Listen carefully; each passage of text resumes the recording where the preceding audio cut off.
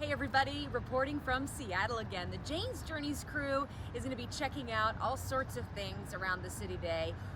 Our first stop takes us to the top of what I would say is arguably the most iconic symbol when you're thinking about Seattle's skyline, the Space Needle. Welcome aboard the elevator. You're currently traveling up at 10 miles an hour. And here we are. We made it to the top, more than 600 feet in the air. And wow, what a view. Sure was worth the elevator ride up. You can see Mount Rainier is just crystal clear today. The Seattle skyline there behind us. Our hotel is somewhere back there. After we leave here, we're heading to Pike Place Market. You're looking at a little video of it here.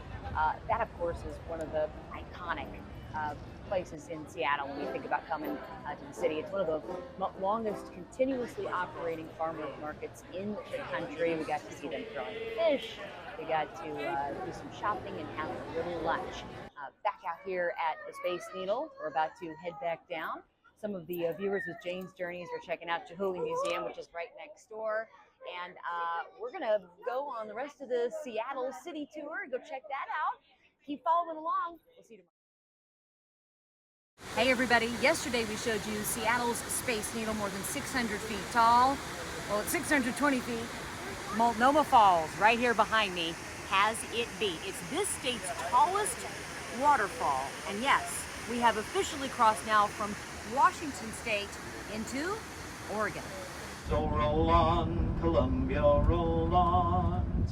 A little serenading there by our Jane's Journeys host, the Julians, as we crossed over the Columbia River into Portland, Oregon from Washington. Mount Hood in the distance there. We'd eventually make our way to Multnomah Falls. What a view as you approach it. The walkway taking you under train tracks. Eventually, you end up with this incredible view in front of you.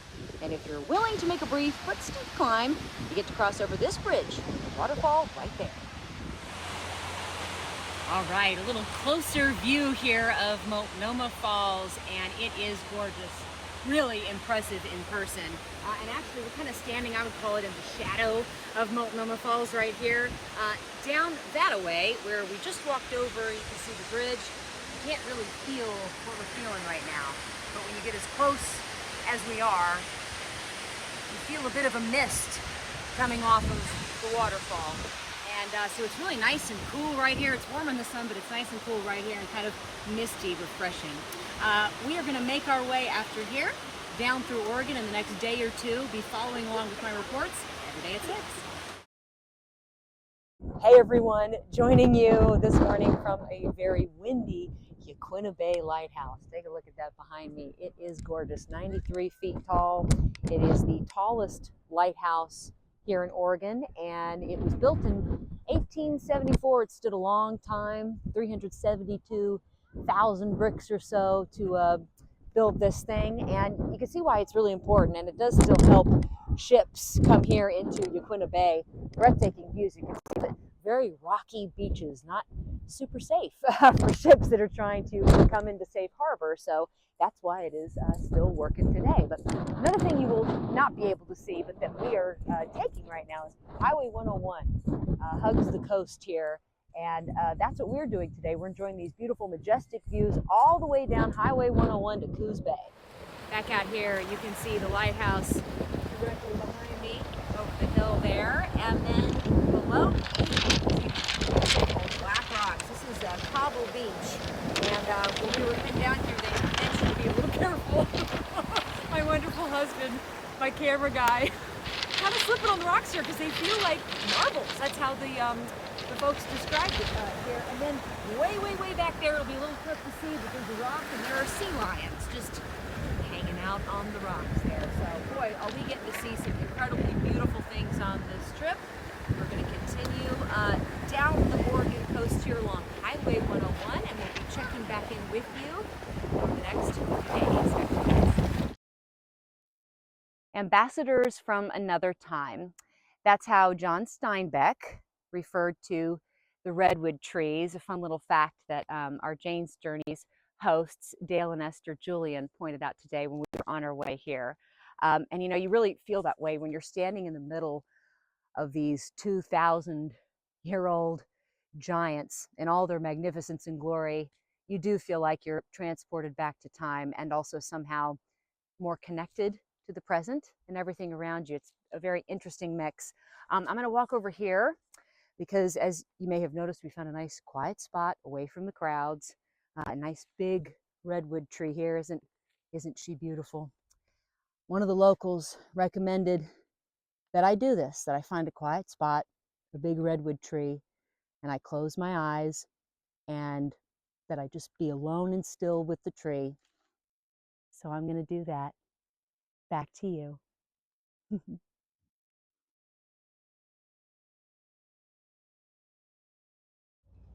Hey everybody.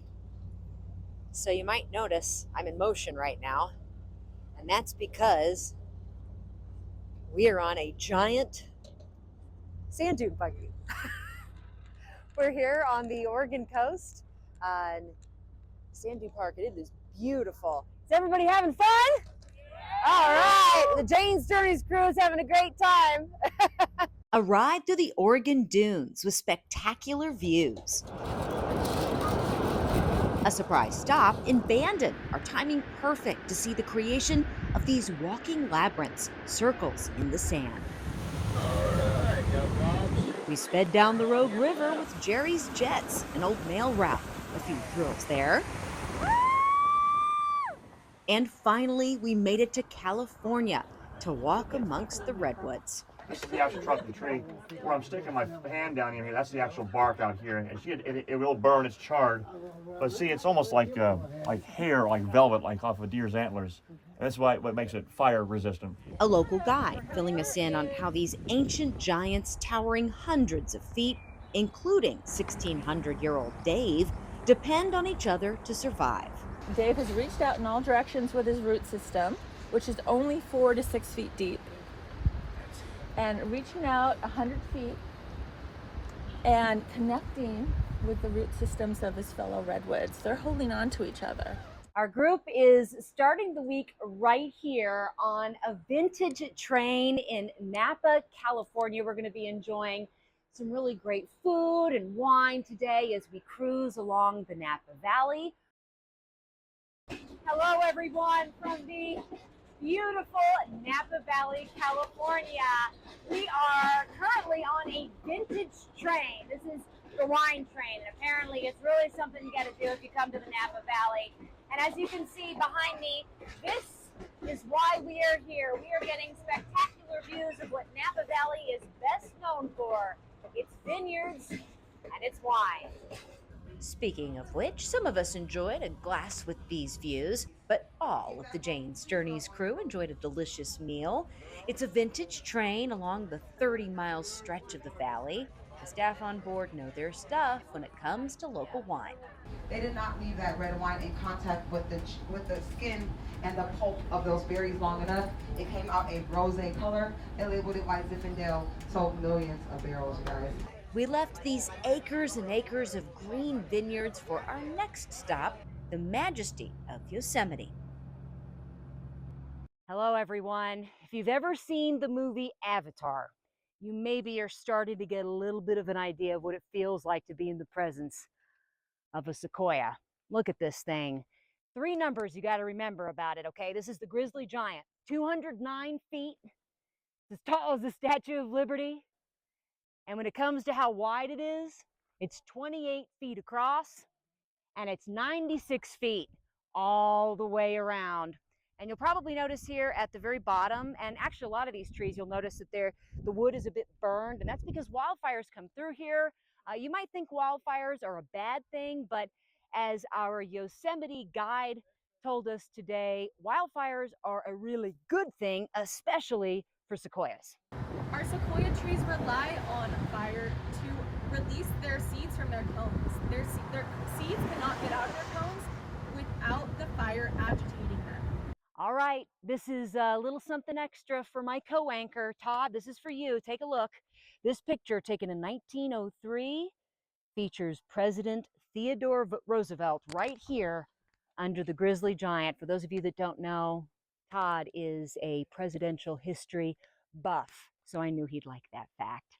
Miss you, Todd. Miss all our viewers, and we'll be seeing you soon. Hello again, everyone. We are here in Yosemite, and after about a mile or so walk, this was the view we were treated to. Right behind me here, Yosemite Falls. And the reason it's called Falls and not Fall is because technically there are multiple points in which this waterfall falls off of the rock.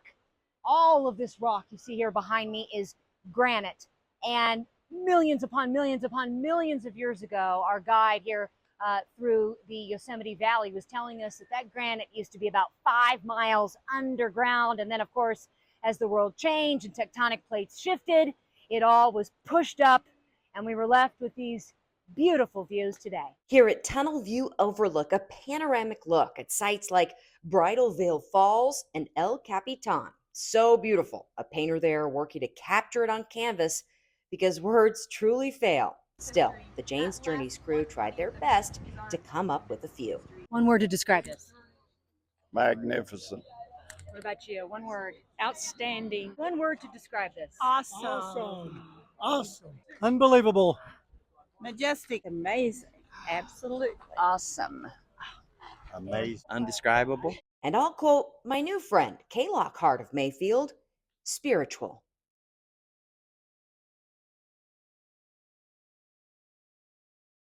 Our adventures with Jane's Journeys continues with another unbelievable view from Yosemite here behind me. This is Yosemite Valley. You can see quite a breathtaking viewpoint here. A couple of features you can see: El Capitan, Half Dome, and Bridal Veil Fall. So several picturesque things that you can take in, sights that you can take in right here in just one spot. El Capitan, a dizzying 3,600 foot tall granite rock formation, Yosemite Falls, Mariposa Grove's giant sequoias, with its grizzly giant towering 209 feet tall, 28 feet wide, and Tunnel Tree. Enjoy the tour. We boarded a tram for the Valley Floor Tour with Park Ranger Desi Chalmers explaining all that makes this place unique. Snow, even on the top of Mount Lyell, is melting and is ending up coming down our cascades, our waterfalls, our rivers, our streams. So many awe-inspiring moments for our group, and just as moving as the landmarks, a reunion for one of our Jane's Journeys travelers. Viewer Scott Humphreys meeting up with his cousin Bill Jummy. Bill moved from Mayfield to California back in 1955. An emotional moment in an incredible place with an unforgettable group of friends. We're still carrying on with the theme of tall things on this trip. We've seen tall waterfalls, we've seen tall granite mountains, and now we're seeing more tall trees. These aren't redwoods behind me, these are sequoias, and I believe this is called the Tunnel Tree, aptly named because it's got a tunnel through it. You can walk right through it. We took about a half a mile walk or so up here to enjoy this view and a few others. Mariposa Grove's giant sequoias, the whitest trees in the world, living more than 3,000 years. The grizzly giant, towering 209 feet in the air, the base of its trunk 28 feet wide. On the floor of Yosemite Valley, the dizzyingly high granite rock formation El Capitan, standing tall too at 3,600 feet, leaving the Jane's Journeys crew in awe. One of the most impressive stops right here behind me, Bridal Veil Falls in all her glory, and Yosemite Falls, gifting visitors with a refreshing mist if they dared to brave the boulders and venture close enough. Hey guys, look! They brought us to the Golden Gate Bridge. No, I'm just kidding. Come over here. Look at that view. Isn't that unbelievable? So the Golden Gate Bridge, I'm sure many of you know, is a suspension bridge. And it just so happens that one of our Jane's Journeys viewers who's on this trip helped build one of the most recognizable suspension bridges in our region. The beautiful suspension bridge there going into Cape Girardeau. Here's Del Curtis with a little info on suspension bridges. We built the Bill Emerson Bridge, and it was basically on the same order as the Golden Gate, and a suspension type bridge built for seismic areas. They were innovative at their time, and they've constantly keep improving upon bridges from the old superstructure type until the suspension type. Thanks to Dell for all that great information and connecting this area to our area. As if that view wasn't beautiful enough, look at this one. The city of San Francisco there sprawling out along the bay, and gorgeous clear weather for us so that we're able to see Alcatraz very clearly out there in the water. We have gotten so lucky on this trip with clear skies, great weather, and while it's sad to go, I'm really looking forward to being back in the newsroom and seeing all of you again soon.